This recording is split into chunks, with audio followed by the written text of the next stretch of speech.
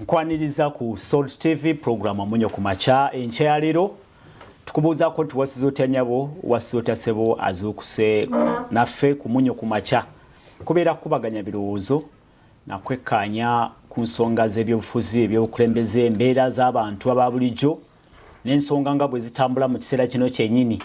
Tusanyukira nnyo abazukuse nga mutuuse ku mirimu gyammwe mugende mukakalabye abakyali mu nteekateeka n'entambula tubagaliza omukisa gwa Mukama.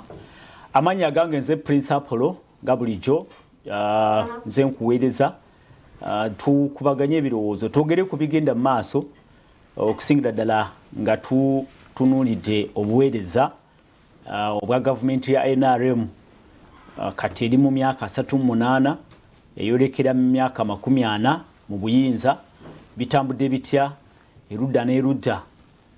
Bulijjo tubadde tuze twogera ku bibiina by'obufuzi ebyenjawulo ku ludda l'opposition naye olwaleero katwogere ku NRM ng'ekibiina oba gavumenti eri mu buyinza tutunule emabega wa bino ebigenda mu maaso kiki ekituufu oba oliawo.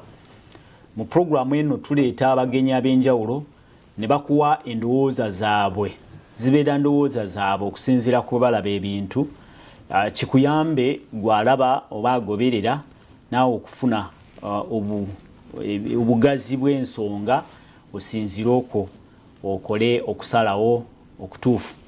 Negatiddwako Kimuli Davis enkyaleero.